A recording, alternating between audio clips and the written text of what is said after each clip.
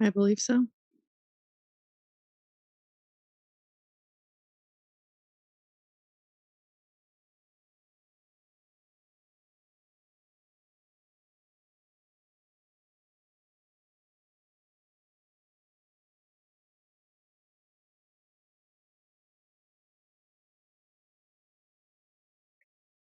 Nothing much.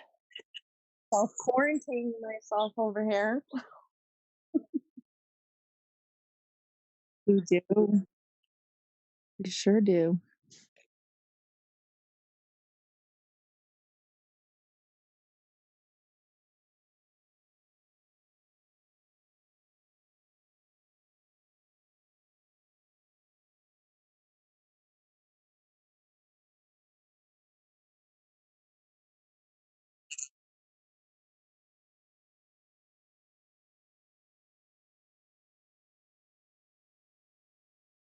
Someone said in chat, I only hear Melissa.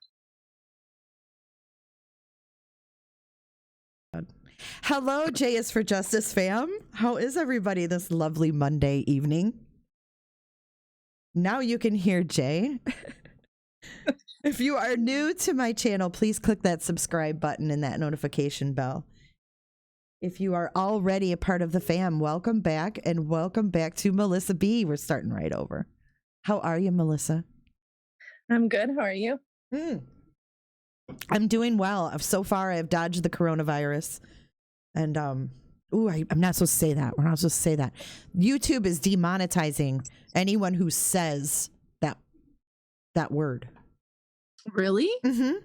Yes, ma'am. Anybody but the big news corporations like the ABC, the networks.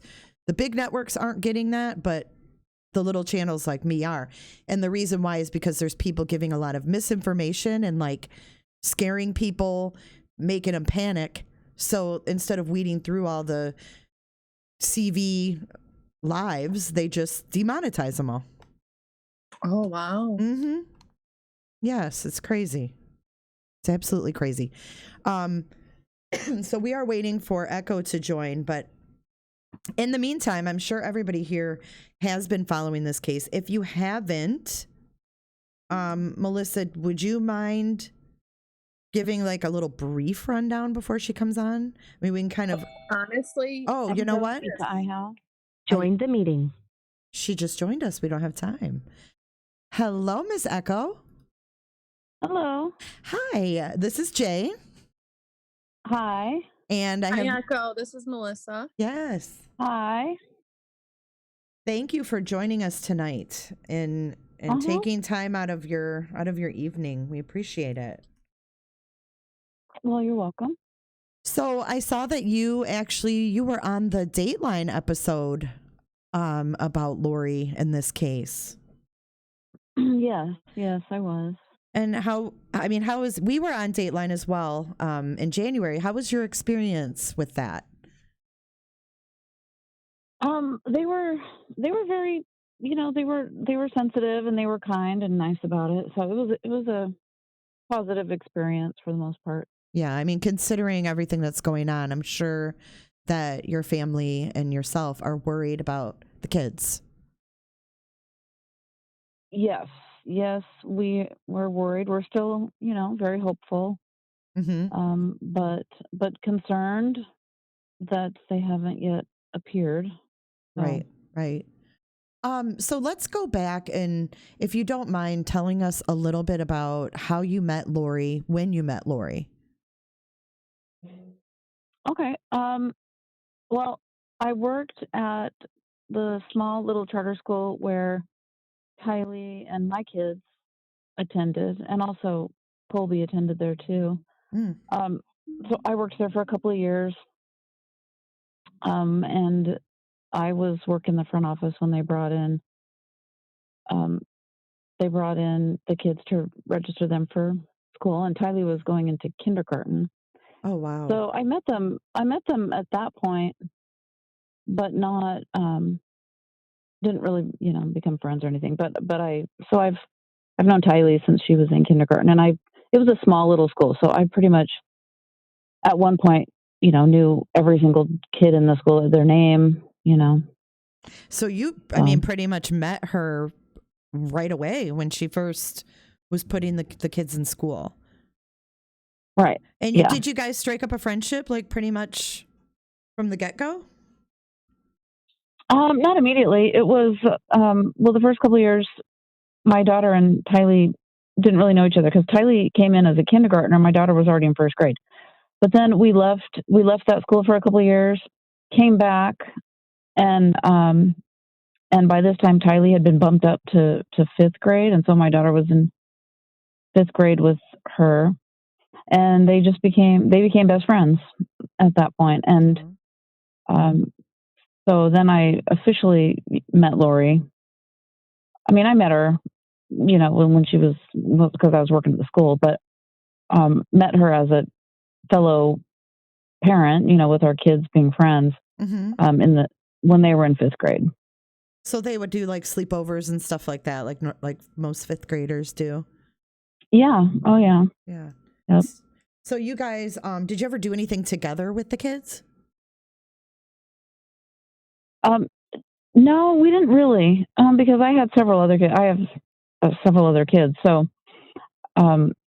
we didn't do anything together with their family or with our family. Not really. Plus, we were in totally different financial situations. We were poor. They were rich.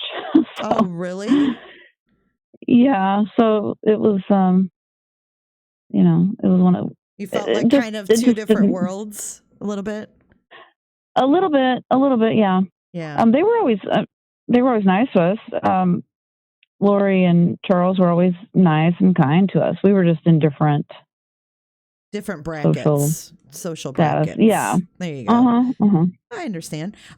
So she was married to Charles when you met her, or was she married to Tylee's dad still? Oh no, she was married to Charles. Oh, yeah. Okay. So she was married to Charles when Tylee was little. She had married him. Okay. Melissa, I know you had some questions about Charles or the previous husband, Joseph. Melissa? Did we lose? Sorry, my mute button wasn't unmuting. Oh, that's okay. Yeah, we were talking about this before we went live, and we were wondering who Lori was married to at that time, and we weren't sure if it was... and I thought it was Joseph at the time. Now, Joseph is the father of Colby as well, too, correct? No. Colby has the last name Ryan, but that's not his father. So she wasn't married to Colby's dad. She married Tylee's dad. Well, I think she might have been married to Colby's dad. I didn't really know anything. That never came up in conversation, other than I knew that Joe was not Colby's dad. I knew that. Well, Colby and Tylee have the same last names, right? Right. Well, oddly enough, at one point, Joe Ryan, because I talked to Joe quite a bit too, back in the day. He said, yeah, I don't know why Colby still has my last name, but he does. So, yeah. Wow. Colby is not. Yeah. There is a question. I don't know if you know. Why did Colby seek emancipation from Lori? I don't know anything about that, honestly. I wasn't aware of that. See, I had never heard that either. That's something new for me. Yeah, I never heard that, because I know that he was around a lot. I mean, he lived there. How old was my daughter? Actually had my daughter had a crush on him. Oh, so how old was he when you met her? Like when Tylee was in kindergarten? How old he was? I think he was going into sixth grade, because he and my son they weren't best of friends, but they were in the same grade and they knew each other and they were friendly. Because I have a son the same age. Okay. So I believe it was sixth grade. I think they were going into sixth. So like 5-6 years difference in age. Yeah. Pretty much. So did you have any other questions about the husband, Melissa? As far as Well, I wanted to ask. I mean, I don't know if you know anything about it. I don't know if you heard anything about it, Echo, but everyone's talking now about all of these mysterious deaths, which I'm sure you're aware of. And one is Joseph Ryan and his heart attack. But there was something that happened, I think, prior to his heart attack that is now making all of this look suspicious. And I don't remember exactly what that was. I don't know if it had to do with her brother Alex or that Alex stun gunned him after a custody hearing or something. Oh, that's what it was. Yep. Alex stun gunned him, and then he ended up dying from a heart attack. Now years later. It was years later after the assault with Alex. After the stun, it was years later after the stun gun thing. Oh, okay. See, yeah, because Joseph died in 2018. Oh, just a couple. Okay. So when was the last time that you spoke with Joseph? It was probably 2016 or 17, because Tylee at one point, I believe she was in Hawaii. She actually told Joe that she didn't want to see him anymore, and she called Vicia right after that because it had been an ongoing thing. She wasn't fond of her dad, and she didn't she had to go see him. It was required custody wise, but she never wanted to. And we would always finagle ways, like when it was her visitation with her dad, and she would always ask her dad if she could come over to our house and sleep over or whatever. And of course we're always like, yeah, because we knew she didn't want to go to her dad. So, right. So finally, it was a big deal when she finally told him that she was old enough now. She didn't want to see him anymore. I think she was 14 or 15. She's like, I can make the choice now, and I don't want to see you anymore. And she called Vicia right after that and told her, well, I did it. I told him, and so she was 14 or 15 back then at that time. So, and I think they were still in Hawaii at that point. So she had cut off all ties with Joe. However, my daughter and Tylee lost touch a couple of years ago. So if they patched things up, or I don't know. Oh, okay. In the last 2 years, well, just before Joe died, I did find out, Tylee called Vicia too, and told her. I remember my daughter telling me that Joe had died, and I was like, oh my gosh, wow, that's crazy. But but as far as I knew, Tylee had broken off contact with him. Did you know why she didn't like going there? Was there a reason? There's a lot of reasons that I don't really want to get into. Oh, okay. But she had legitimate reason for not wanting to go. Yeah. Yeah. Mm-hmm.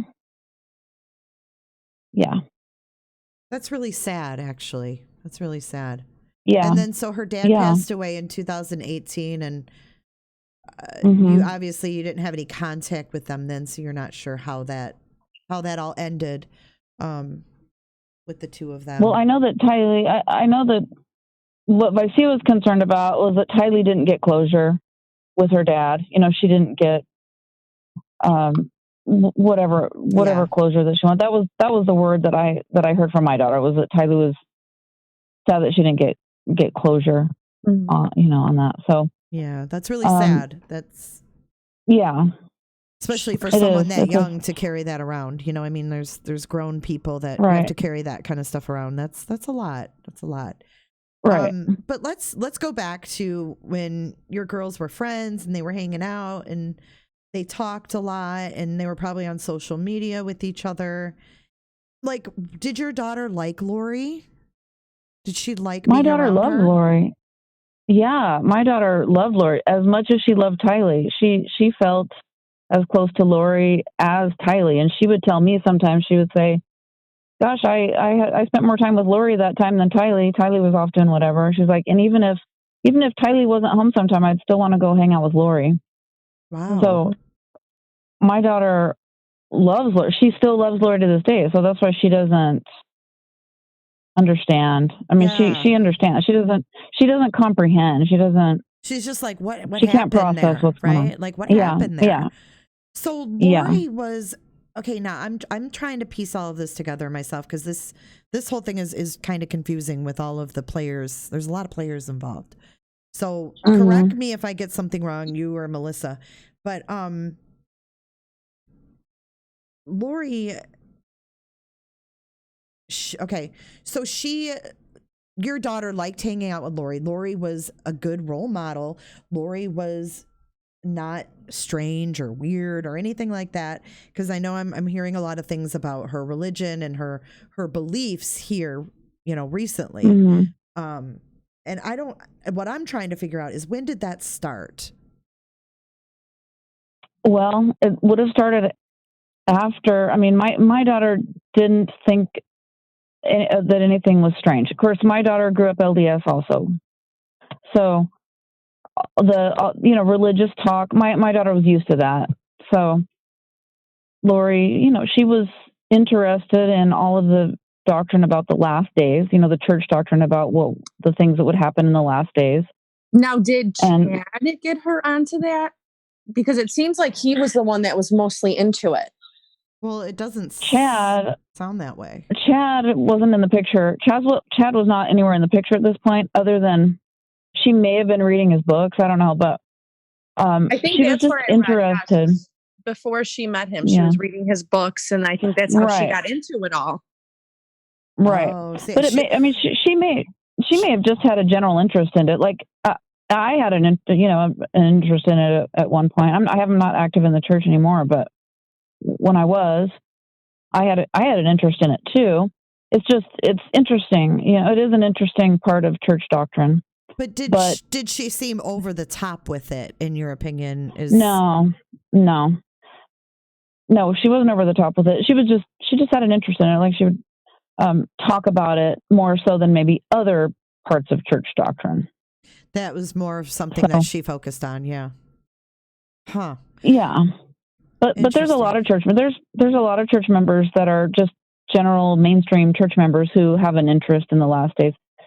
It's just that when she talked about those things with my daughter and Tylee, and she didn't have any sort of personal role in it. It was just a general, this is what the church, says will happen in the last days. It wasn't like, I have a personal role in bringing these things to pass, Mm-hmm. That was not part of it. That's what apparently changed. If all that's true, we're getting that mostly, I guess, from divorce papers that Charles filed, right? If that's all true, that's nothing that we ever heard. My daughter never heard any of that, and I never heard her say any of that. So, yeah. So your daughter, oh, go ahead. Sorry, Melissa. Oh, I do have a question about Charles and JJ. Now, JJ is the biological son of Charles. No, not a biological son, biological nephew of Charles. Oh, the nephew. Okay. Yes, he was a great nephew that they adopted. Yeah. Okay. So he was unable to be cared for, I believe, by her great niece. And then he went to her parents, and it was too much, or his parents, and it was too much for them. And that was when they offered to adopt him. And I think that his grandparents were ecstatic, because he was a handful for them. It was he needed more attention than they could provide. So from what I saw, and I think it was on Dateline, they were ecstatic when Lori and Charles stepped up to take care of him. So, I mean, there were no red flags then about Lori as a mother. I mean, and from everything you're saying, she was a good mother. Your daughter felt so comfortable around her that she'd be around her and not even have her little girlfriend there. Yeah. I mean, Lori even invited my daughter to move with them to Hawaii when they moved. Oh, wow. So, and we even thought about it. And my only issue was, I'm going to miss my daughter. Yeah. But my daughter wanted to go. Isaiah wanted to go. Of course, moving to Hawaii, and that would be a huge adventure. So, but because we ended up saying no to that, because I would miss my child. But but in exchange, they flew her over there for a couple of summers, and then like I think it was like a fall break and then a spring break. I think she went Wow. over there like several times. So yeah. And she never So, said anything about the interactions with Lori and Charles. They seemed good. well, I mean, I heard things here and there, but to me, it wasn't anything out of the ordinary. Because I mean, I went through a divorce at that time, so to me, it wasn't Just your anything normal, strange. That your normal stuff. yeah, that people just the fight normal, about. just normal stuff. And if anything, it was more that Tylee wasn't a fan of Charles. That's more what I heard than anything else. Yeah. So, had you ever heard of Chad before this whole debacle with Lori? No. You never even never heard his of him. name. So you hadn't heard of his books, or I guess I heard she was working on a podcast with him. Is it Yeah. like an end of days podcast or some end of times? I or guess, something? and I never knew anything about that either. I never knew any of that. I didn't know none of this. We didn't know any of this until the news broke. I didn't know that Charles had died. I didn't know that they moved to Idaho. I didn't know it. We didn't know any of that stuff. Oh, wow. We didn't So know. you learned We all didn't know that from Alex the had died. news? Yeah. Oh my gosh, what were you thinking when you heard all this? Well, it was shock. Well, we had a little teeny bit of a clue that there was something wrong because a detective pulled my daughter out of class, like probably the first week of December, and was asking her about Tylee. And my daughter came to me and just said, "Gosh, the weirdest thing ever happened. You know, some officers asked me about Tylee." I'm like, "What?" So she tried to get a hold of Tylee at that point, and the text didn't go through or whatever. So she assumed that Tylee had a new phone. And then she tried to get a hold of Colby, but Colby didn't respond because apparently he was just learning about all this stuff too. And then, so a couple weeks later on the news or on Facebook, I saw, missing and endangered pictures of Tylee and JJ and just freaked out, like, oh my gosh, I can't believe this is happening. This is real. Like, yeah, it was crazy. So I know they originally did the welfare check on November 26th. So they were at your daughter's school then in the next couple weeks. Yeah, maybe a week later. Yeah. Oh. Yeah, barely a week later probably because it was early December because it had been a few weeks. And we learned about it all on like December 21st is when I think I saw it. Oh, okay. Okay, yeah. So the welfare check was on November 26th. And the first story was that Alex told the officer that JJ was with his grandparents, Kay and Larry. Yeah. But Kay and Larry, then they let Alex know, well, Kay and Larry were the ones that called. They wanted the welfare check because they hadn't heard anything. Yeah.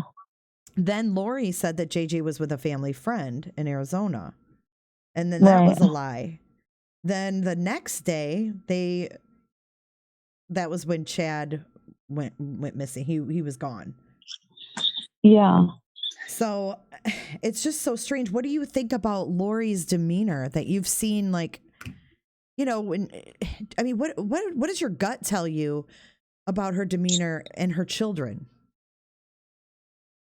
Oh, gosh, honestly, I don't know. I mean, to me, she wouldn't be all because I saw the wedding pictures on the beach and everything, and I saw, to me, it's like if her kids weren't okay, she wouldn't be able to be that happy, Yeah, she seems really relaxed and like, okay, she's okay. Like even when the cameras were following her all in Hawaii, she was going shopping to the store, laughing. Like she just seemed like everything was perfectly normal. Nothing was going on. Now I want to ask you like a little bit about her beliefs. And maybe you can explain a little more if you know more.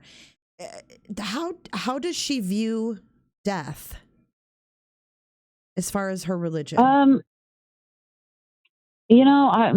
honestly wouldn't know, because anything I would know about Lori's beliefs about religious wise, because we didn't really have a lot of religious discussions, her and I, not any deep discussions. So it would have been my daughter, and that didn't really come up. So I couldn't really speak to that. So I don't know. So is it not a typical belief then that if you die, you're free of everything? It's not necessarily a negative thing. Is that how it's in viewed? the LDS?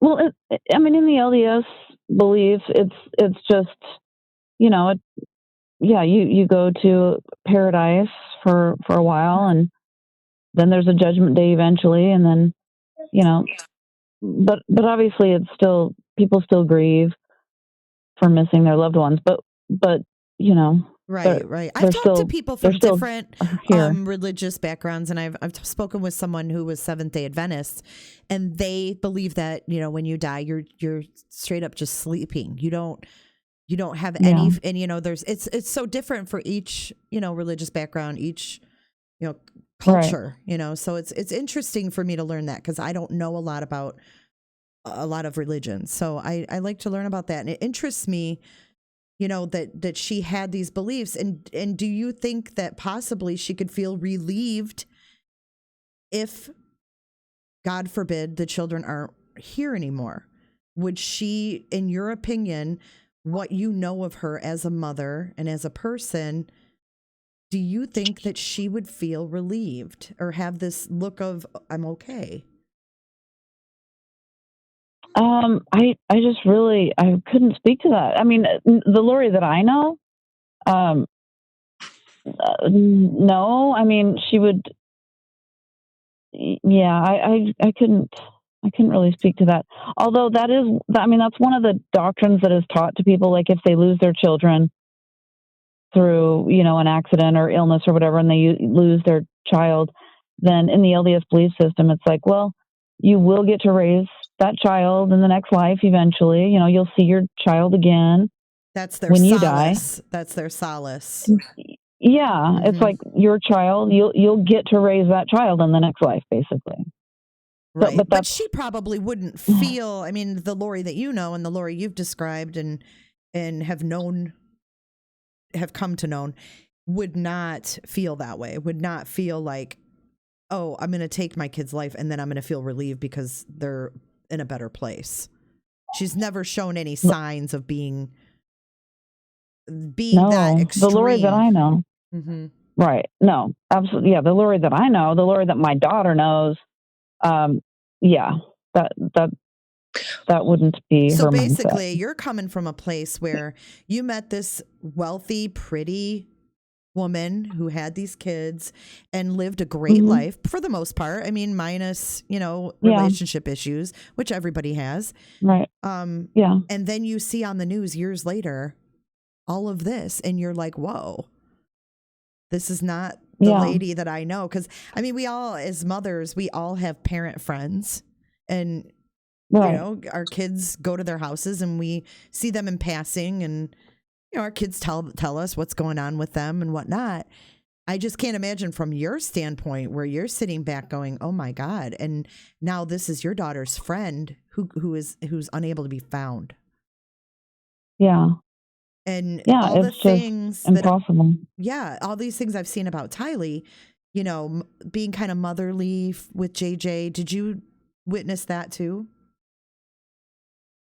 Yeah, absolutely. She seems like a really kind girl. She loves JJ.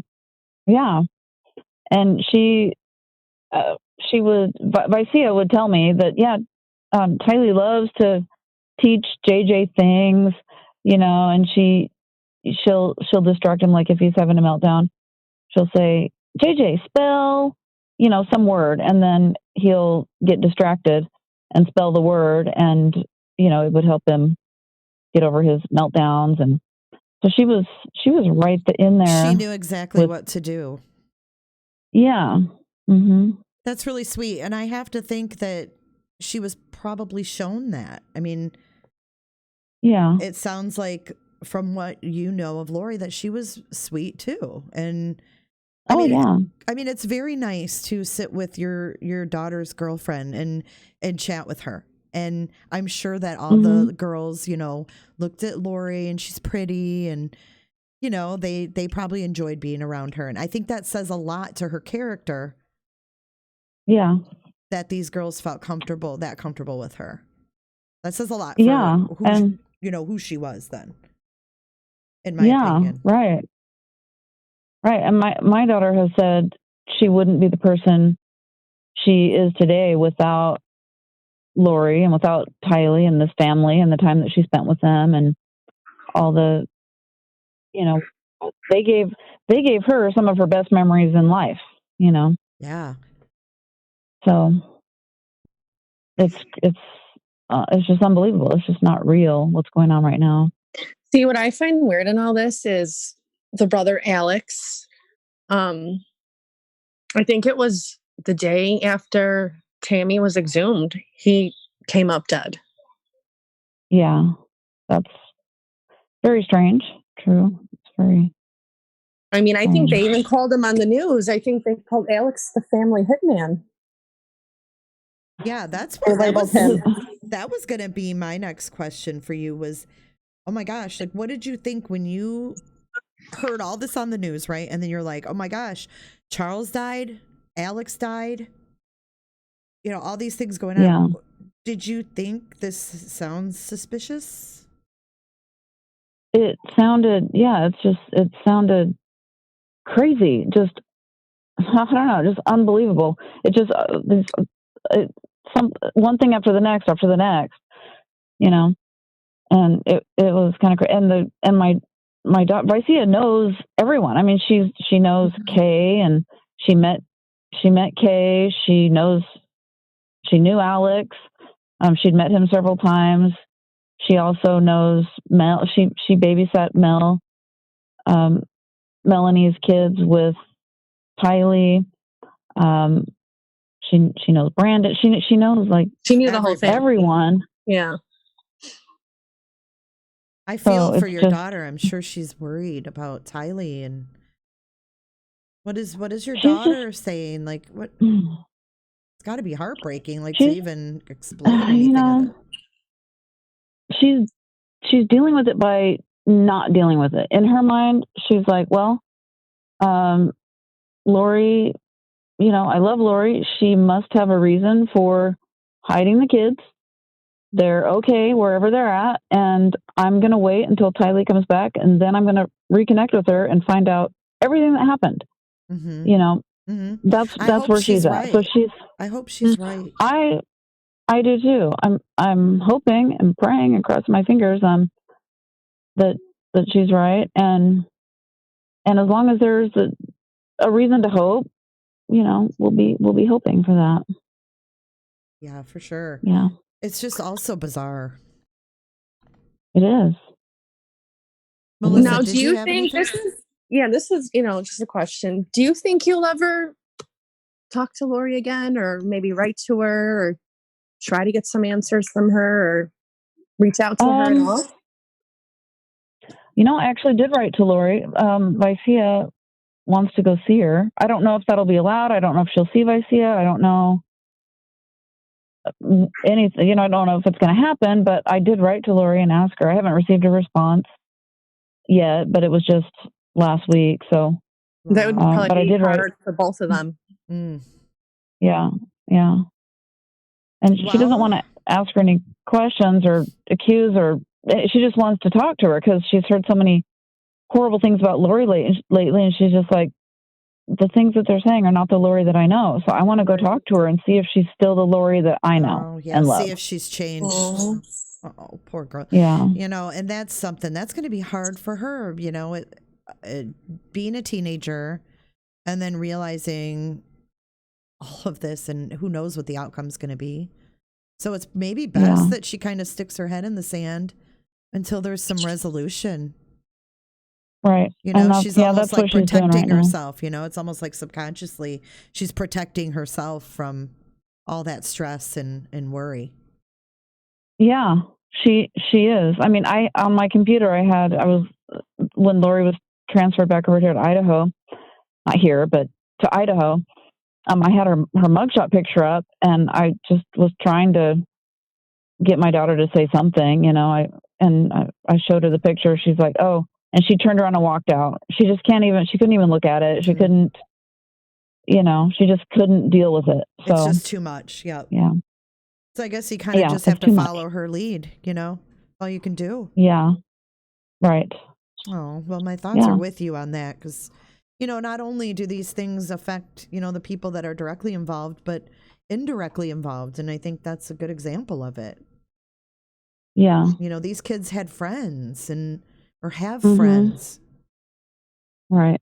So it's really sad. I just can't get past the whole Alex, Charles, all these deaths, and then Alex ends up dead, and Tammy, they exhume the body. The next day, Alex is dead. It's just like one thing after another. And I was reading up on Chad Daybell, and I started to get this mindset, like, especially after watching Dateline and hearing from you, and then there was the other girlfriend.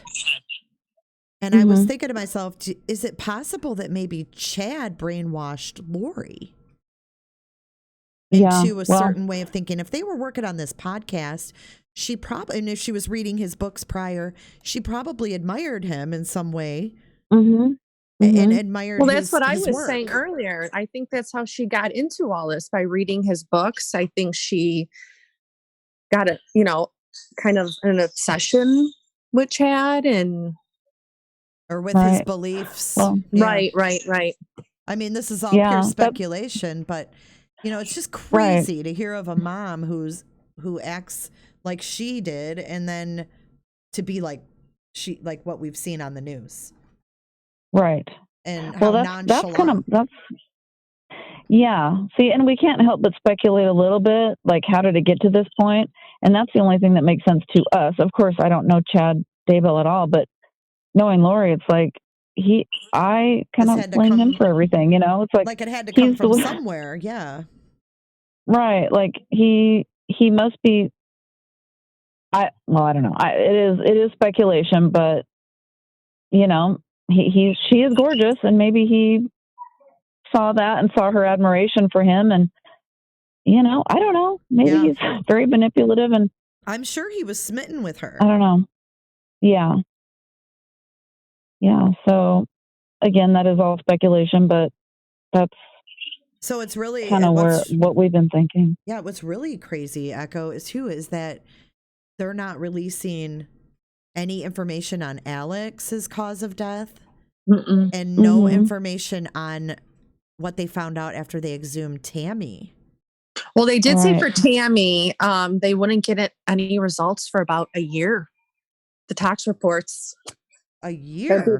Yeah, I read it would be about a year till they can get any tox reports. Strange too.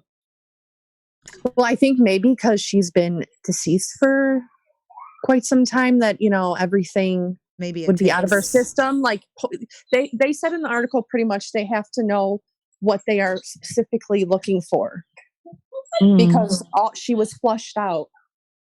After, gotcha. It's probably more intensive, but it's interesting though that they're keeping a lot of this under wraps, and I feel like there's more to the story with all of this, and they're putting pieces together. Has anybody contacted you to ask about Lori, or just your daughter? Just asked about Tylee. Well, nobody's contacted me other than media people. I mean, not the police or anybody. No. Right. No investigators. Just my daughter. Did you hear this? Go ahead. What I want to ask is, why didn't they have a funeral for Joseph Ryan? Yeah, I don't know who would have been in charge for that, but I mean, Joe. Well, she was kind of a loner. Yeah, but, I mean, they'd been divorced, right? Yeah, right. Tylee for sure was, but she was just a kid at the time, and she wouldn't be able to put together funeral arrangements or anything. And Joe was kind of a loner sort of a guy. He didn't have a whole lot of friends, and Tylee was basically his whole life. And Was he in bad shape that he would have a heart attack? I hadn't seen or talked to him in the couple of years, but I'd heard that his, when Tylee cut off ties with him, that wasn't good for his health, but I don't know. Again, I wasn't in touch with him after that. So also, what I found weird was I watched the body cam footage when they were talking to Alex after Charles was shot. I mean, I want to know more. Like, Alex was saying, I cleaned off the back of my head, when he hit me with a bat, but it looked like he didn't have anything on the back of his head. It was weird. And they didn't go into further questioning or anything. I mean, it was just self-defense. That's what I understand. Yeah. Kind of strange. Did you hear the story that Lori had a pool party the same day that Charles was shot? I heard that story, but I don't. As far as I know, that came from the landlord.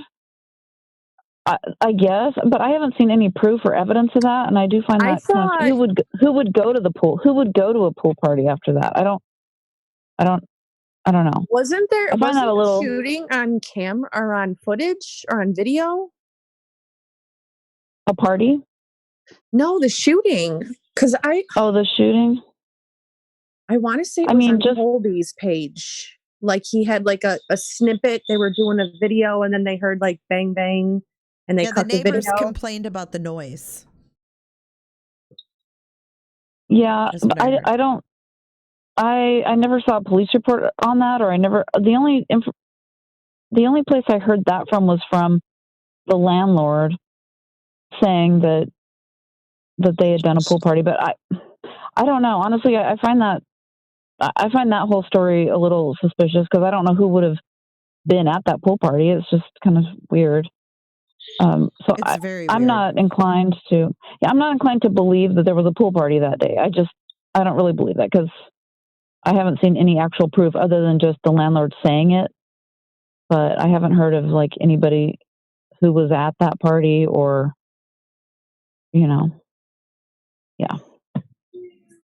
So I'm a little skeptical that there was a pool party that same day. Yeah, there might have been one maybe a couple of weeks later. I don't know, but I'm a little skeptical about that whole story. Someone in chat is saying that they had called police about the noise that day. Yeah, so there should have been a police report then on it or something. Mm-hmm. Absolutely, there should be. If they I haven't seen anything like that. Yeah, if they came out, there should be. The Dateline episode though, I thought was really good.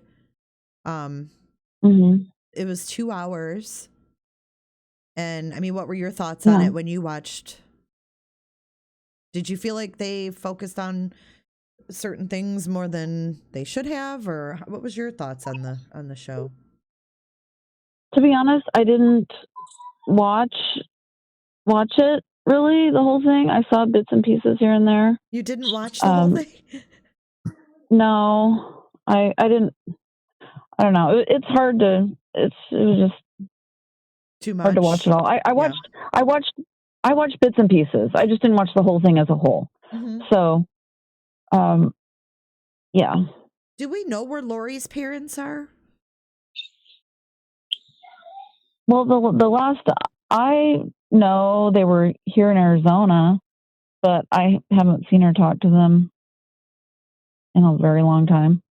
So, did she have a decent relationship with them? Yeah, I thought so. I've met them before. I actually met them at Melanie and Brandon's house one time when I was picking up Vicea from there. So I think I've only met them once. Vicea's met them. I mean, she's met them several times, but I only met them once. Do you mind taking a couple of questions in chat before we let you go? Not at all. If I can answer them, yeah. I'll try. I mean, if you can answer them, if you can't, you can't. How did Lori and Tylee get along?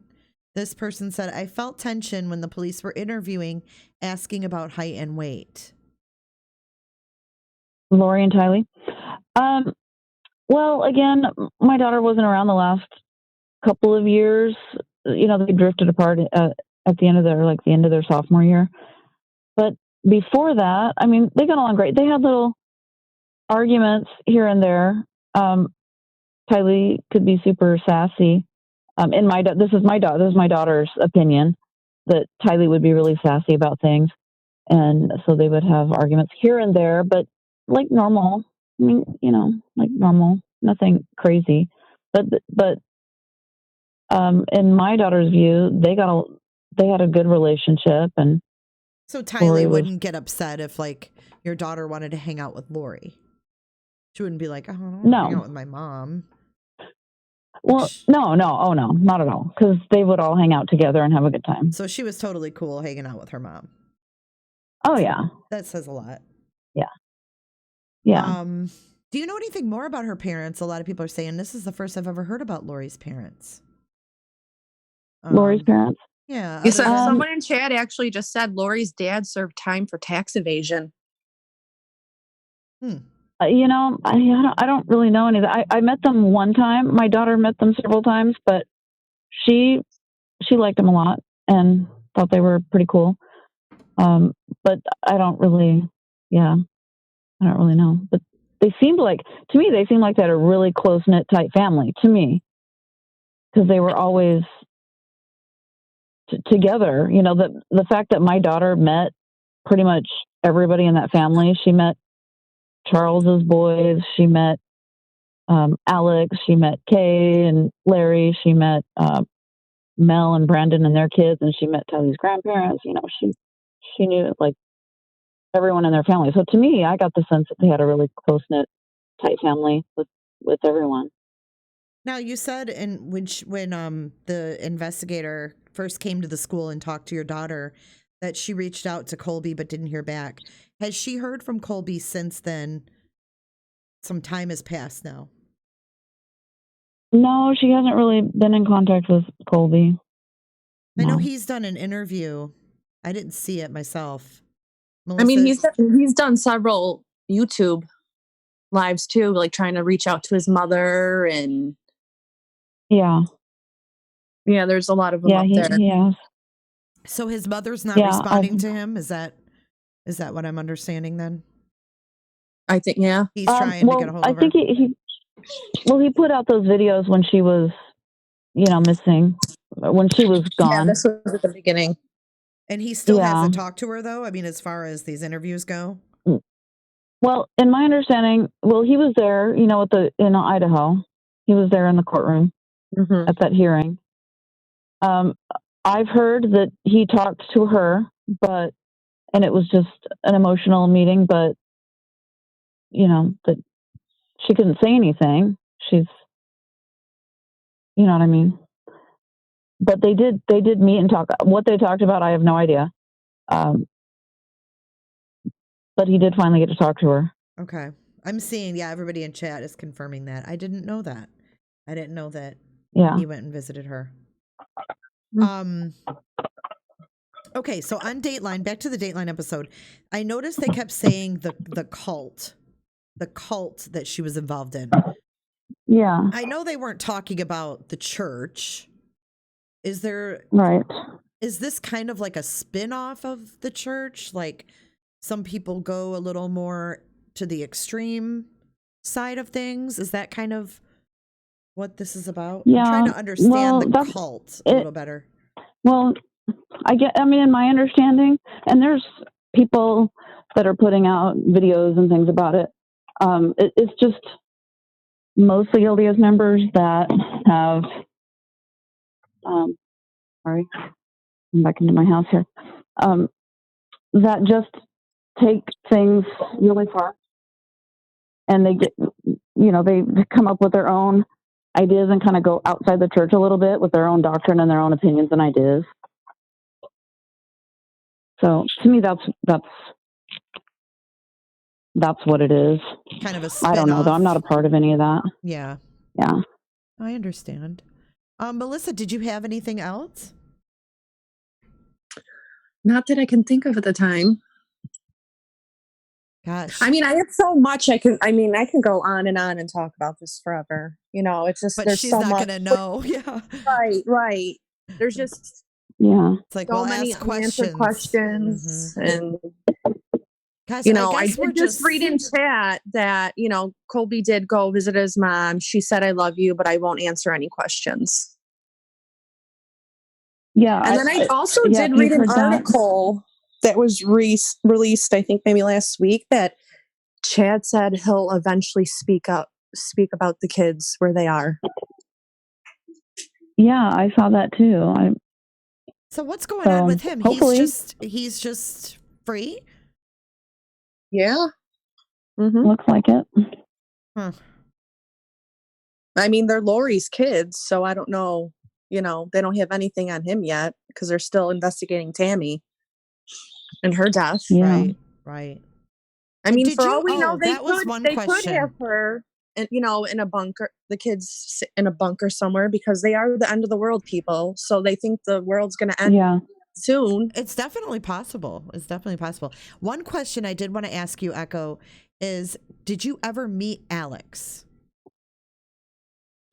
I never did. My daughter did several times, but I didn't. Did she have an opinion of Alex at all? Yeah, she liked him. She thought he was funny and kind of a little bit wild and crazy, but she liked him a lot. Thought he was hilarious, and yeah. Wow. So does she know about him shooting Charles? Yeah. Gosh, that's a lot for her to digest. I feel for you, man, because you're gonna have quite the road ahead of you. Just with your daughter putting all of this together. Just what we know now.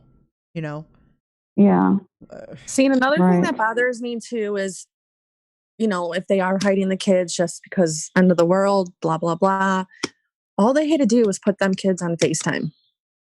Tylee and JJ. To show their faces. And this would have not blown out of proportion like it is already. I don't know why she's making it this difficult. And that's why I think maybe she's been a little bit brainwashed. I don't know. It doesn't make sense. Yeah. And then we know, yes, Kelly just made a point in chat that JJ doesn't have his meds as far as we know. That those were not filled. So that's concerning. Yeah, but if they're in a cult, I mean, I'm sure they get their means. I'm sure, I'm sure stuff they on can. Yeah. Yeah.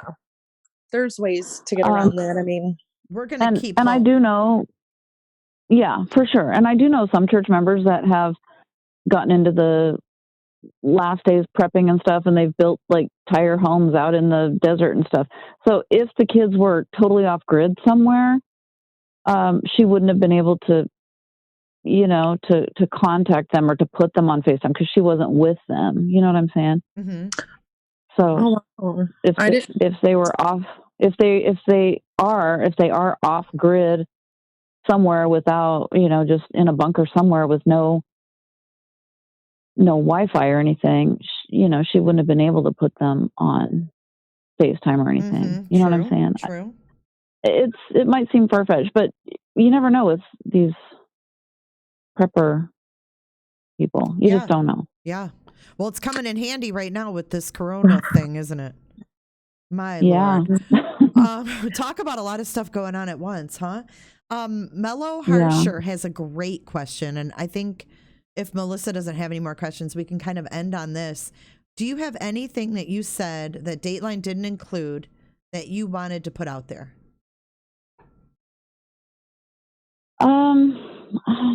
Not really. No. I don't really know, but just the only thing is that I would say is, and I probably already just said it, but that as long as there's reason to hope, we're hoping that the kids will be returned soon, hopefully soon.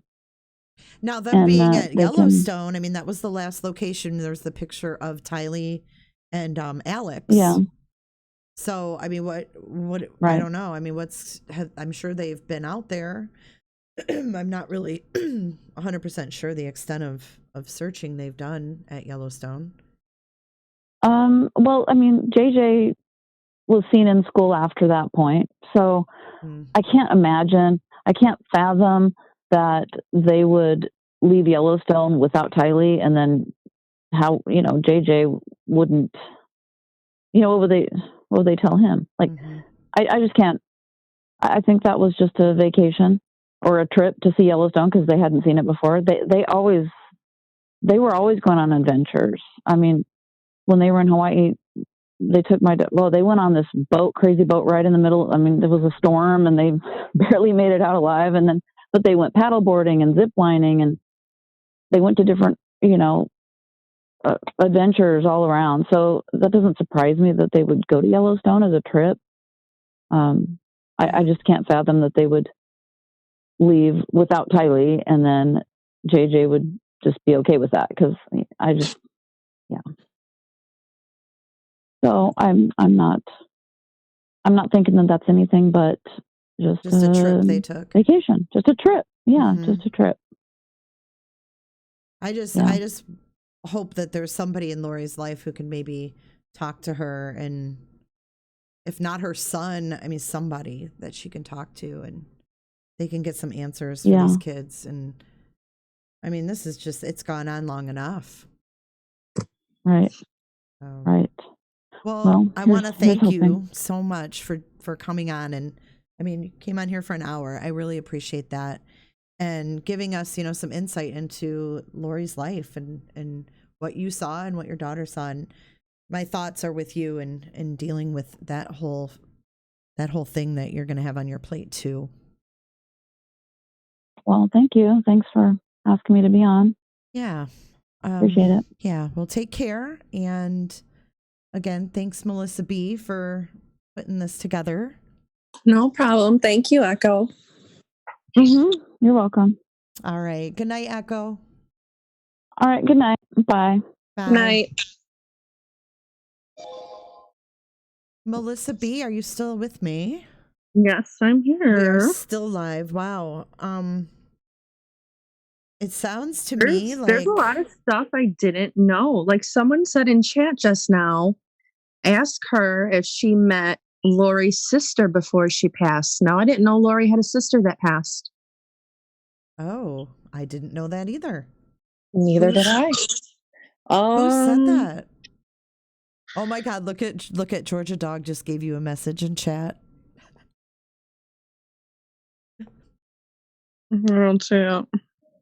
Oh.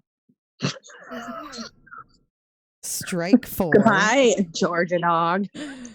Lori's sister died years ago. Do we know how she died? Maria, you are like the expert on this case. She knows a lot. She does. Maria, can you maybe email me and we can pick your brain? You know a lot about this case. She had a seizure? Did she have a disorder, or was it common? There's so much in this. This is a diabetic coma.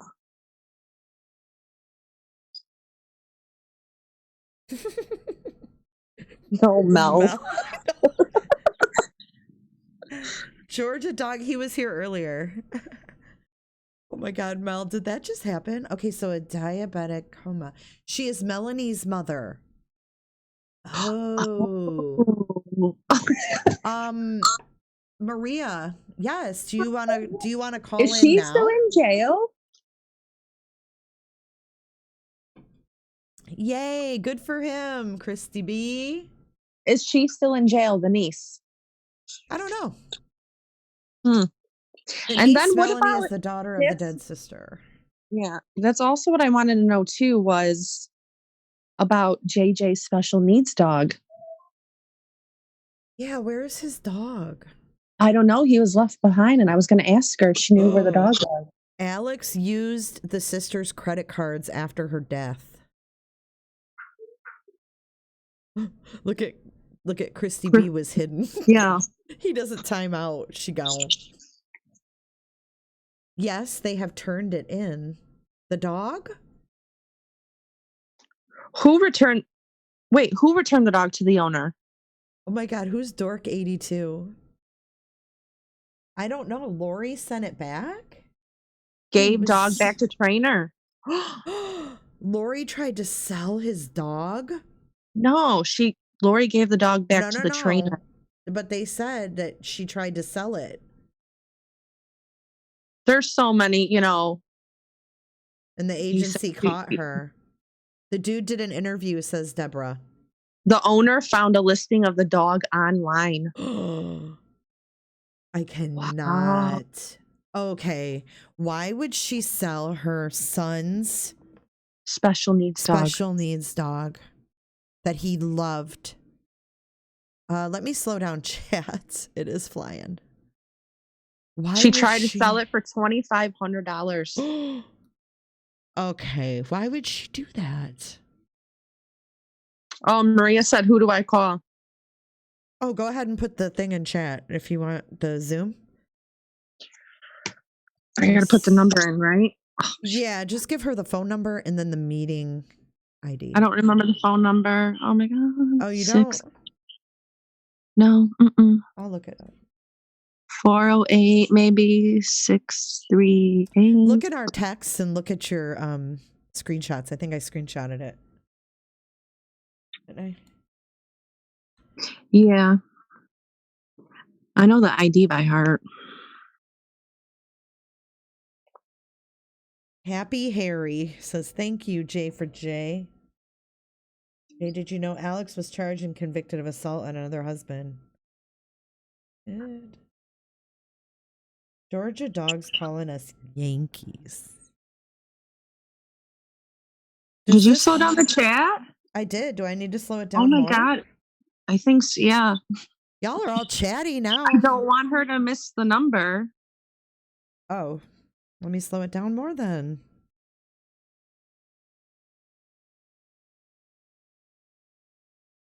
All right, I just put it in. Oh my God. Jay, I'm Dork84. I just didn't want to pay for premium. Okay, there's the number. It's okay. So Maria, you're going to call 408-638-0968. And then when you're asked to put the meeting ID number in, you're going to put the 529-587-8423. Oh, so this Jenny is Lori's full names with all her married names. Lori Noreen is her middle name. Cox Yangs Lagoga Ryan Vallow Daybell. What? She has 5 married names because she was married 5 times. So it's Daybell? Lori Noreen as her first and middle name. Her maiden name is Cox. Then it's Yanes, Yanes. Then the second name is Lagioia. Then Ryan, then Vallow, then Daybell. Jesus. When do you finally realize that marriage is not for you? Wow, she was quick. Hey, Maria. Hey, it's Maria. I'm calling from San Diego. Oh, hey, girl. Hey. What's happening out in San Diego? It is rainy, and we're doing the same thing you guys are doing with the virus. Yeah? You're in quarantine? Oh, yeah. Where are you guys? What I'm in Florida. State or... Okay. And Melissa's in Illinois. She's in Chicago. Oh, great. Hi.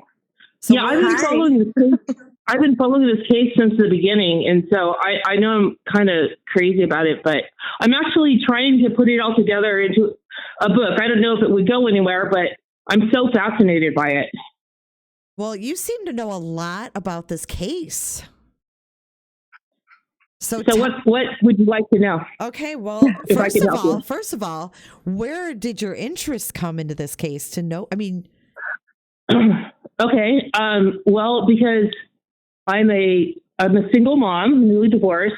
I have a 17-year-old daughter who is 1 month, 3 weeks older than Tylee, and I have a special needs son who has the same situation as JJ, but my son is 15. Wow, so you relate. basically. So I've been, yeah. Okay. And so I just, what do you go ahead. know, Melissa? What was it that you mentioned that she said in chat that you were like, I didn't know that. I wanted to know more about it. Now I can't remember what it was. Oh my God, neither can I. There was so much I wanted to know. The sister? Yes, the Yes, sister. the sister. Yes. Okay, so the sister. Now I think there's a brother named Adam, and then there's Alex, Lori, and there's a sister. I don't know what the Stacy. sequence is. Stacy. Stacy is the mother of Melanie, her niece. We can go back to that in a minute. But so Stacy, the diagnosis of why she died was that she went into diabetic shock. However, apparently Alex was on the scene or nearby at the time, and he was known to use her credit cards after. Yeah, I just wrote that. Seems like when Alex is around, nothing good's going to happen. Exactly. That's why I'm sorry, but that's why I kept saying, can you ask her what her opinion was of Alex? Because he just seems like such an oddball. I mean, that picture, him being in that last picture of Tylee, but, Echo said her daughter thought he was funny and, a goofball. So I don't know if you've seen it, but on YouTube. She has two sisters. So she has two brothers and two sisters, and Alex is dead and Stacy. So then her other brother is who? Adam. Wow. Is he still around? And then, where is Adam? I don't know about that, but I do know that the mom. So there's the mom and dad. They're in some of her pictures, like on Facebook. And do you know her parents' name? Because everyone keeps asking because no one can find anything. I can't remember off the top of my head, but I think her dad's name is something like Jason Cox. And apparently, in the 90s, he got caught for not paying taxes and apparently had to serve time.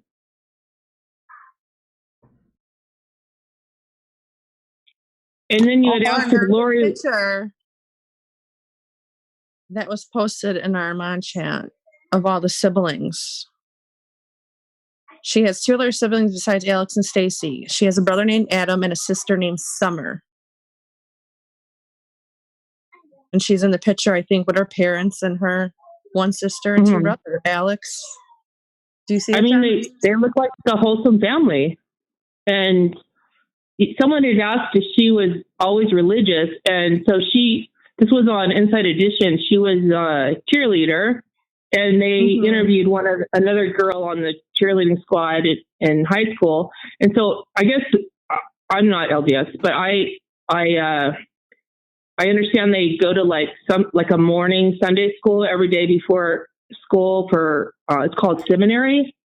They go let's say school starts at 8, they go to 6:30 to 7:45 or something. And so she said she always did that. She never talked about religion, according to this cheerleader, but she was very into it. And then she married her high school boyfriend, who he was not Mormon. And the marriage only lasted a year.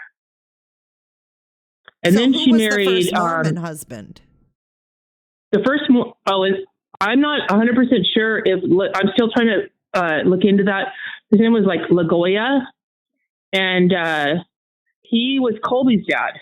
So the first kid she had was Colby. He's now, I think, 24. Yanes, Yanes is the first husband. Okay. And that was the boyfriend, the high school boyfriend. She married right out of high school, and it only lasted a year, and he was not Mormon. And then somewhere in the I don't know what year she graduated high school, but somewhere in the 90s, I'd say the middle to late 90s, she married this LaGoya, and then they had Colby. But then it seems like she kind of divorces them pretty soon after the kids, and so then she Colby and her, they met Joe Ryan, and then she married Joe Ryan. And then Joe Ryan, from everything I've been able to research, adopted Colby, and that's why his last name is Ryan. And then they had Tylee. And then she divorced Joe Ryan, I think Tylee was just like 1 or 2. It was, so Tylee was born in 2002.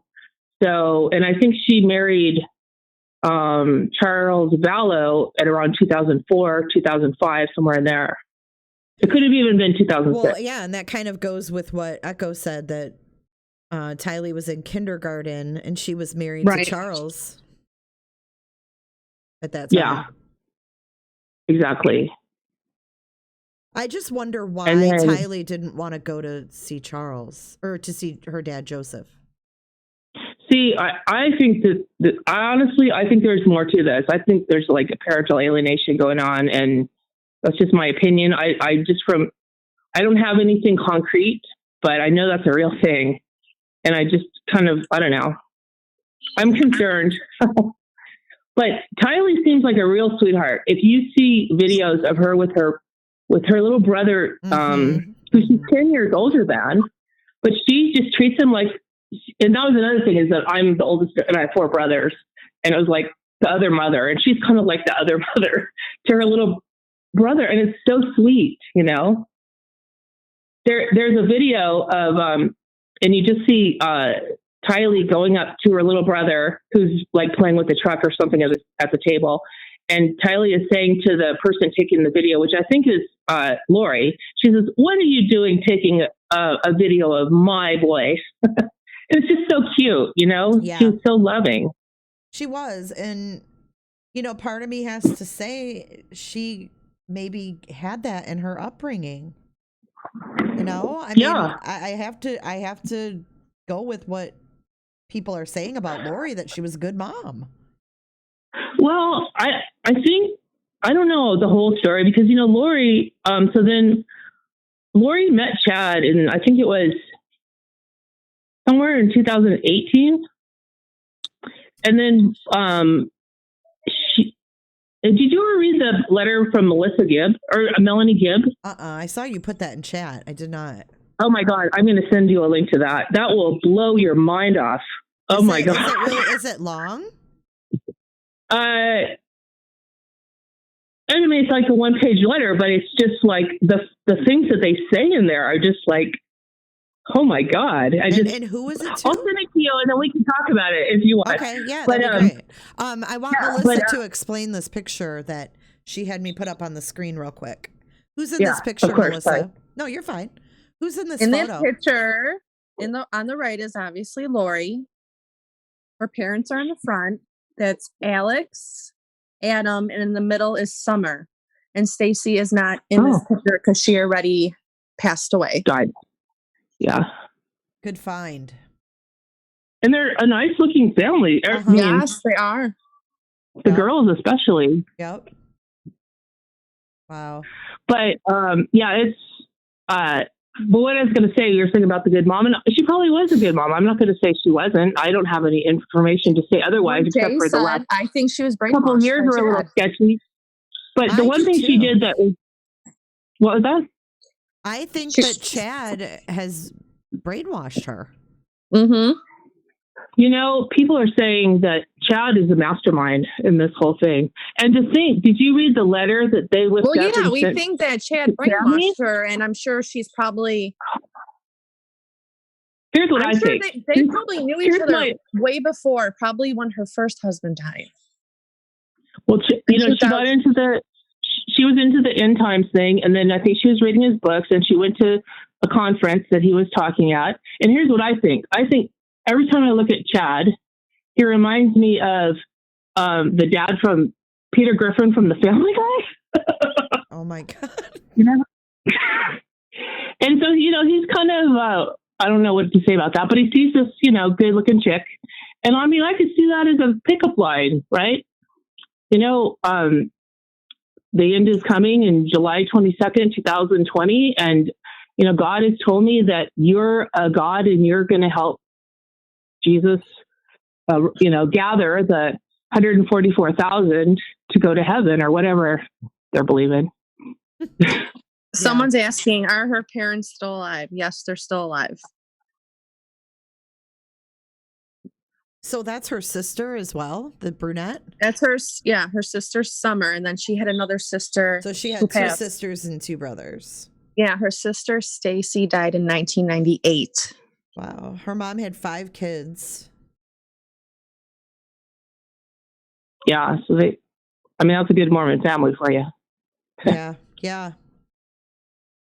I just, it just something doesn't add up about the cult thing.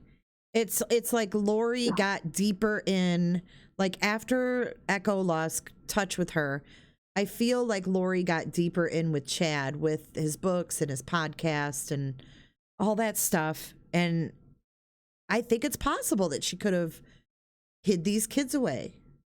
Call me crazy. But what is she hiding them from? What would she be hiding them from? But think about this. Okay, I hope you're right. But think about this. Okay, first of all, they moved up to be with Chad in Rexburg. After you read this letter, you're going to be like, oh my God. There's a lot more going on. In fact, and I thought it was a conspiracy, and I really looked into it and asked a lot of people. Apparently it's legit. Who knows? Everything I take with a grain of salt. But apparently they even got sealed in the temple, Chad and Lori, while Lori was still married to Charles. And I don't know if you know what that whole thing is, but that's a Mormon thing. And then, but think about this. So she's up in this apartment in Rexburg. She gives away she has Tylee and JJ in the back of the car, and she's giving away his service dog, which Charles had paid apparently like $7,000 for the training and everything else for him to have a service dog for his autism. Yeah, why would she be selling that dog? Right. And then they go up to Yellowstone. And next thing you know, Tylee is not around at all. And she is like completely obsessed with taking care of her brother. They're like, think about this. So now she gets rid of the dog, and then he gets rid of the sister. And then, I don't know what JJ is thinking. And then JJ disappears the day before Tylee's 17th birthday. Now, if you have a 17-year-old daughter, you don't miss that birthday. It's just bizarre to me. And then, the police come and they're checking out to see what's going on, and and they escape. They say, "Oh, we were already planning on leaving to Hawaii." I'm sorry, if the police are going to come knocking at my door, I'm going to stick around, and I would be worried where my kids are. But if she, devil's advocate, if she were to hide the children somewhere, wouldn't you put the service dog with the boy? Because you want to make, as a mom, you'd want to make it convenient for whoever's watching them, right? I would think so. Apparently JG had these problems where he would just get up in the middle of the night and like go out the front yard and stuff. And that was part of the reason they had the service dog, is to help, comfort him at night and keep him in bed. Right. That's very important. He wasn't sleeping at night without the dog before they got the dog. Right. So that's really pivotal. You're right. I mean, lost your dad. You get rid of your service dog. You get rid of your sister. I don't know. And then Colby, she's not answering Colby's text. She's masquerading herself as Tylee when Colby's texting her. Yeah, tell me more about that. Tell me more about that. The text. Okay, which part? The text. Oh, well, so Colby seemed to be in correspondence with Tylee because Colby and his wife just had this little girl. And I think Tylee was a doting aunt. And she used to actually send, the story is that she sent little bits of money to him to go buy little outfits and stuff for the little girl. And remember, so Tylee is getting Social Security because she's a minor with a father who's died, Joseph Ryan, of the supposed heart attack. And So then she disappears, and Colby says that he was getting some text, and it wasn't. You know how girls are when teenagers, and a lot of things are like written in emoji, and yeah, they write kind of a funny shorthand. Well, it wasn't written like it. It was changed, and so then Colby is saying, "Listen, please call me. I want to talk to you." And she'd say, "Oh, I'm just really busy this week." Colby's like, "What the hell? Just pick up the phone and say, this is Tylee." And so it went on like that. And then Colby when the Rexford police went and they, went through the house, and Lori and Chad had left the night before, I guess. And then they go find, I guess, the Chandler police down by Colby, go to his house and ask where the kids are and everything. And he has no idea, except for this weird texting situation, and she's not answering his calls. And so then he goes, "Wait, hold on." And he calls his mom, and Lori says, "Oh, don't worry about it. I've got it handled." And she hangs up. So, and I've been actually corresponding with Colby a little bit. And I'm just like, "Honey, listen, as a mom, something's happened to your mom, because I'm sure she was a great mom, but moms don't, like he's done these videos and he's posted other things, and he's just like completely beside himself, in grief and just everything, and sadness. And I just said, like, something's got to happen to your mom. Like, I'm sure she was great, but maybe she had a little breakdown or something, because that's not how you treat your kids, And I was just trying to encourage him, just from what he was writing, to, go to his church and maybe talk to somebody or family or something, and just don't do it alone. Try to get some help, because I was concerned that, if suddenly he finds out that his sister and brother are gone, perished, and, I was just concerned about that, so, but yeah, she's just been really distant to her son. And he did go in the jail when he was up there in Rexford and tried to talk to her. And he said that, and this was in an interview, I think, with Nate Eaton from Idaho News. And he said that she wouldn't answer any questions. And in fact, she said, the only thing she would say is, "I love you, Colby." And he said, "Well, Mom, don't I have a right to know where my own brother and sister are?"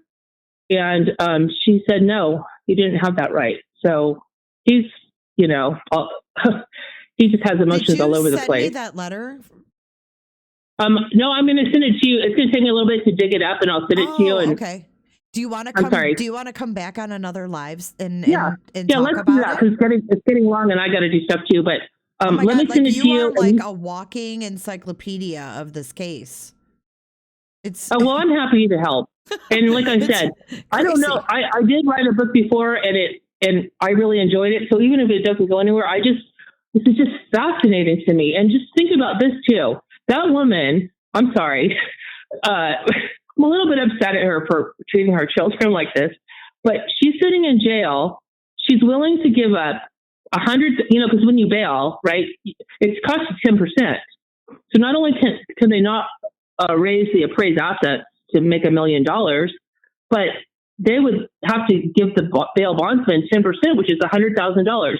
So she is willing to give up $100,000 rather than just say where the hell the kids are. And that tells me something else is going on, Yeah, absolutely. And I want to get on a live with you and talk through this letter, because everyone that has read it, they're saying, how do I contact you through email or something? Yeah, it's jisforjustice@gmail.com. Okay. So it's J. Okay, I'll send you my contact. The number 4, justice. Okay. Is that from Sue Grafton's books? Who? Sue Grafton. J is for justice. And she did the whole alphabet, or pretty much most of the alphabet, and it was all centered in Santa Barbara, which is where I'm from. But she, anyway, really? I will get some contact information to you, and I will send you that letter. And then after your mind is blown and you pull it back together, let's talk about it. Okay, and then I'll get with you, and then we can figure out when we're going to go live and show it to everybody and discuss. Cool. Absolutely. Thanks so much, Hey, Maria. it's a pleasure talking to you. Yeah, you too. And, thanks for calling in. You bet. We'll talk again soon. Yeah, sounds good. Bye-bye. Look forward to it. Bye-bye. Okay, thanks. Take care. Wow. Melissa. She knows a lot. She sure does. She sure does. Wow. You know, there's always cases that get people, you know, there's always that one case, and then people always go down the rabbit hole and and you know, and they're the expert on it. Like we became the experts on the Chris Watts case. Gosh, I mean, it's amazing to have people like that come in and want to share the information that they've gathered from all their research. I wanted to kind of make a little funny with her, but I forgot, because I think when she first came in, she said, "Jay, your listeners seem to know more about this case than you do." And I think it was her, and I was like, "Yep." No, I don't think it was her. Oh, I thought it was her. No, I think it was Maria. somebody else. Oh, I okay. think, it was I was something. like, Her. a lot of times, you know, some of the listeners do know a lot more, and that's what makes this interesting. And that's what makes, you know, people come together and work through these cases, and people find different information that you didn't find, whatever. So, see, I'm damned if I do and I'm damned if I don't. Like I told you, if I don't start a case from the beginning, I don't necessarily always like to cover it. Right. So then I get in this catch-22 where I don't know all of the ins and outs, which there's a lot of ins and outs, and there's a lot of deaths and a lot of things going on in this case. And then I get heckled. So it's funny. But I mean, that's what you have 500 people in your chat for, is, you know, to put pieces where you don't have them. So this letter is going to be sent to me, and we are going to have Maria back on a live, and we're going to talk through it. I guess it's pretty mind-blowing. And who is this letter from? I'm not even sure. I really, there was so much info there. My mind is still like going in circles from it. Well, I learned a lot more things than I never knew about this case before, that's for sure. Yeah. I mean, absolutely. Echo, and then Maria, the wealth of information. Awesome. I look forward to this letter. I want to get some more insight on the Chad connection. Well, I hope that everybody is staying well with everything that's going on. It's getting kind of crazy. People are freaking out, but I'm staying calm. I'm trying to stay calm. It's just different for me. Let's talk a little bit about this. It's a little different for me. I get a little anxious when things around me start to shut down. Like, for example, a little thing like I don't have a loaf of bread. And I know. Yeah, so my boyfriend goes to get a loaf of bread at Publix, and there isn't any. Same here. Yesterday, we went to the grocery store. The bread aisle. All I want is some cinnamon toast. I want cinnamon toast. See, it's like little things like that. And then I think, you know what? Jay, shut the hell up. Like, you're complaining about a loaf of bread. I mean, I was even lucky enough to get a gallon of milk yesterday. Yeah, we couldn't get eggs either, Vicky. No eggs. The things that are out here, mainly in my area, is eggs, milk, bread, tortillas. And I guess everyone is asking on Facebook, where can I get tortillas? Where can I get tortillas? Baby wipes, diapers are going now. I mean, yeah, that's what I was hearing. Baby wipes. Hand sanitizer, you can't find that. Prepper says it's really hard to find. Stuff. Prepper said it's really, really hard to find cocaine too. Oh, Jesus. Wait, I wanna read something here in chat. Where'd it go?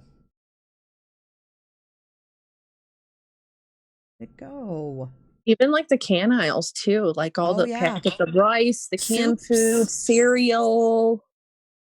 My kids Pop-Tarts. I was gonna address Dawn. Dawn says that she doesn't. Sorry, I don't mean to jump off topic. Now, Dawn is a member here. I don't mean to jump off topic. Did you hear about Dad with a phone getting a really potty mouth call from a so-called family member of Gannon's mother's friend? No, Yeah, I don't oh, watch. Bebop? Yeah, I don't watch. Yeah, I don't. Who is that? It doesn't surprise me, but I don't. nope. Let's see. Bread and milk is hard to find, but 70s porn is everywhere. Oh my God, I can't. Who is that? Prepper Yeah, again? of course. Jeez. So yeah, people are doing do-it-yourself hand sanitizer. But anyways, back on this. And wipes too. There's do-it-yourself wipes. Pretty much everything. I mean, you can, but you got to be able to get the supplies. yeah, like for the hand sanitizer, you need alcohol. Like for the baby wipes, you need paper towels. Oh, cat, this and that said thermometers were wiped out at CVS. Mm-hmm. Verna says go to RV stores for TP. That's a good alternative. I mean, or go to Walmart and go in the bathroom and shove a roll in your purse if you're that desperate. All I know is I went to Walmart the other day and I walked in and there was no hand sanitizer in the dispenser and the wipes were all out and they had no paper towels. There was nothing by the door. And I was like, that's so freaking irresponsible. See, at our stores, we have like more hand wipes, sanitizers. We even have police officers at the doors. I mean, it's getting crazy. I think it's going to get a little bit worse before it gets better. Oh, you know what else I wanted? I'm sorry, I don't mean to change the subject back to Lori, but I wanted to ask Maria about the niece. I don't know a whole lot about the niece. But we'll talk to her about that when we have her back on. I'm going to make a note of it. And you know what? I've got myself a little kind of a planner. It's a little pad and it fits right underneath your keyboard and it has Monday through Sunday. And then I can write each day what we're doing. Are you proud of me? Yes, I'm very proud of you. I've never been an organized Now you only person. have to keep asking me. Oh, what day? I know. So what was my question? Oh, about the niece. About Lori. Oh, Melanie? Now, is she the mom of JJ? Yes. No, Melanie, her mother was Lori's sister that passed, Stacy. Oh, okay. Lori's niece, which is Stacy's daughter. Okay. Yes. See, I got a little note, so I won't forget. Yes. And her husband or boyfriend, well, I don't think they're married now, but I think there was a hit put on him by Alex. I think Alex maybe shot at him or did something to him. Oh, and I think it was, known that Melanie knows where the kids are and she won't say anything. So I don't know. I'm so confused. Someone said JJ's dad was Kay's son. Yes. Right. Because Charles they were the ones. No, that wasn't his real son, though. That was his nephew, correct? JJ. No. Was JJ Charles is Lori's great nephew. I thought it was on Charles's side. Because his last name is Vallow.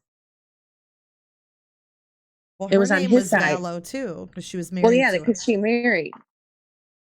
But I think it was on Charles' side. Well, they adopted him, so his name would be Vallow. Yeah, it was his nephew. Oh, it was on and they his both side. Yes, and they both adopted him when they were married. I'm going to shut up now because my listeners know more about the case than I do. Yeah, it was on the dad's side. I love when people call me out like that. Like, dude, you don't know shit.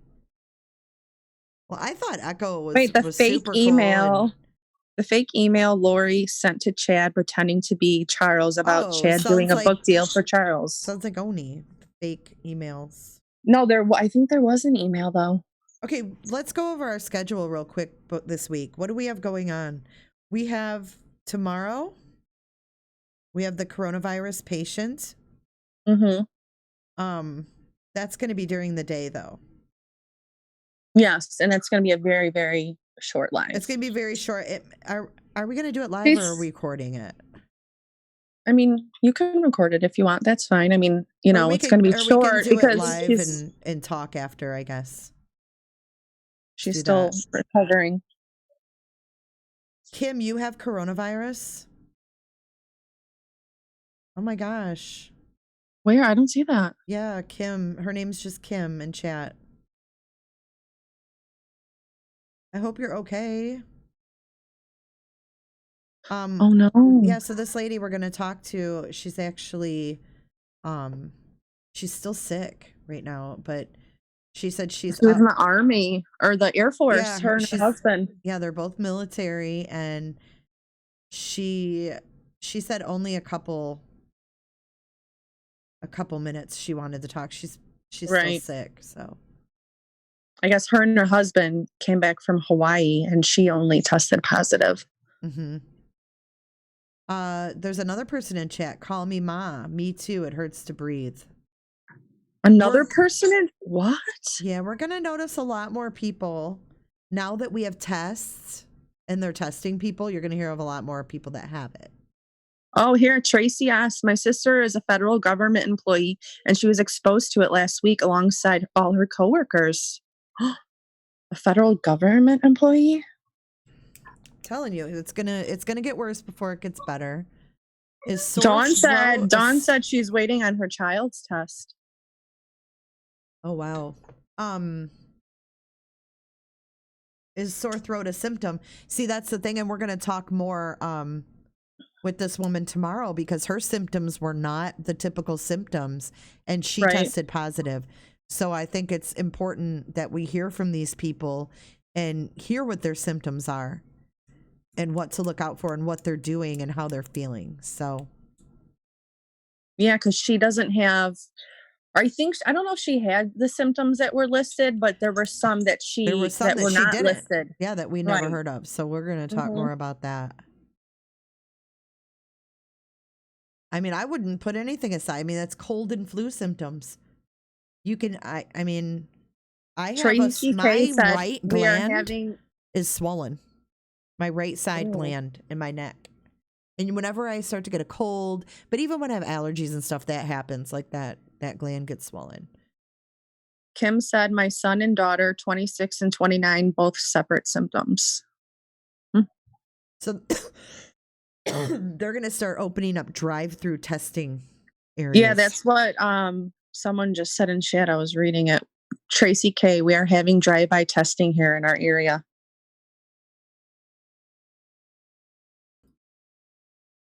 That's crazy.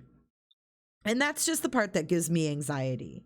You know what I mean? Like, just all of this change. Do you know what I think? We had several viruses before, correct? Yes. Each one and one, the list goes on and on and on. Did the U.S. ever get shut down like this before, or no? To me, I've never seen this. I think there's more. I think there's more that we don't know about.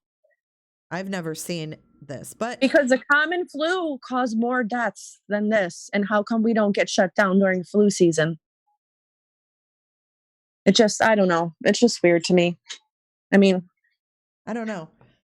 But it is crazy. It is a lot of change going on, and that's what makes me feel uneasy. Oh, Dawn S. said Lori was involved in AVOW, a voice of warning, and PAP, preparing a people. Prepper, do you know anything about those religions? Because these people that are in these cults tend to be preppers.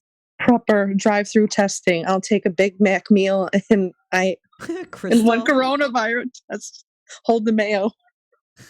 Crystal says, is your partner feeling better? He had that bad cough the other week. He still has it. I'm convinced he has corona. Someone at his work has corona. But they're at home. I mean, they're isolated, but they do. They take a wire and it's like on a wire. I had a listener. Her name is Life with Jen. She called in. She was tested. She told us what they do. The swab is on the end of this wire. And they put this wire up your nose and it goes down the back of your throat. And that's where they get the swab. Are you put under for that? Because I had one of those and I had to be put under for that. Well, that was something different, but I couldn't imagine being awake for that. She said it was really fast. It was uncomfortable, but they did it really quick. Thank you for asking, Crystal. That was sweet. Dawn S has also been following the Vallow'S case since December. Oh, it's not actually a wire. It's like being vented. So it's like a tube. It's a really, really small tube. Call Me Ma says they stick it so far up there and it hurts. I would think, yeah. I mean, that's not how a they do the flu. thing. That's how they test for the flu too, up your nose. But I never had a tube put up there. I've only had like a swab put up there. They put like a long Q-tip swab. Janice's rabbit hole case is Gannon. See? Oh, Anna? And ours? Anna, where are you? Anna's saying that they've had a vaccine for over a month. No, they did a trial today. No, she's saying that she has family that works somewhere, and that's what they're saying. But we can't say that is fact. Because they have a whatever. They have a vaccine, but they have to test it and everything. Like even the president said it's going to be like a year. Yeah, a year to 18 months. So I don't know what these businesses are going to do, but that's what I'm worried about. Okay, Pauline said this is not a flu. It is a disease that is dangerous, more dangerous to older adults or people with breathing or lung conditions.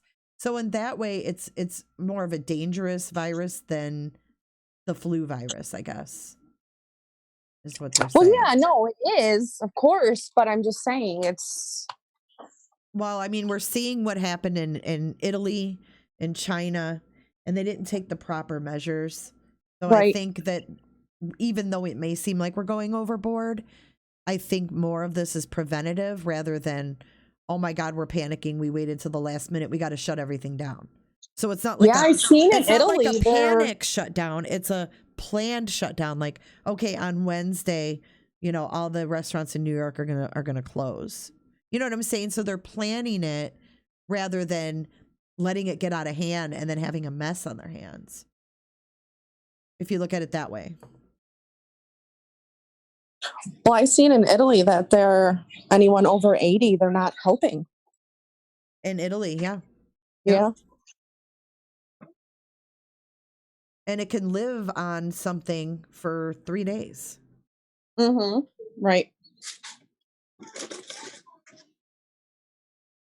And I would rather them go overboard than underboard too, especially, seeing what's happening. But I think that, being proactive is important. And I think that we need to keep in mind that all these closings are us being proactive, and all of the shelves being wiped out are just a fact of people just not using their common sense. It's like this mob mentality of people going in, and then other people think, oh shit, I better get my toilet paper. Oh, I better get my meat. I better get my canned goods. So then they get a delivery to the store and it's wiped out within an hour. And then we got to wait till the next delivery. So it's not that there's a shortage. It's that they can't keep up because people are clearing those shelves. I went into my Walmart and the lady at Walmart told me that someone came in and bought a pallet of toilet paper. Someone came in and took the whole display of hand sanitizer. One person. So it's ridiculous. Leave some for the rest of us. I can't even get a package of hamburger meat to make hamburger helper, for Christ's sake. So, I don't know. People just need to stay home if you can. Just do what they're telling you to do. For crying out loud. Anyways, that's my rant on the corona. So anyways, gosh, we've been on here a while. Thank you, everybody. We had a lot of listeners tonight. If you are new to the channel, I think Aiden is going to tell everybody to subscribe. Can you tell Aiden what channel they need to subscribe to? All right, hold on. Oh, I don't know how to say that. Say subscribe to J's for Justice. I don't know how to say that name. Say J J is S for For Justice. Tessa. Say like and subscribe. Why we so tired? Thank you, Aiden. Nothing cuter than that. Nothing cuter than that. I love it. I love it. I love your little family. I love all you guys. Thank you for being here. If you're new and you haven't watched any of my streams or you're not subscribed, please click that subscribe button and click that like button. Hi, Deborah Pippin from Orlando. She cracks me up. She's like, hi, I'm Deborah Pippin from Orlando, Florida. She said, say hi to me. Say hi to Deborah. Say hi to Deborah Pippin.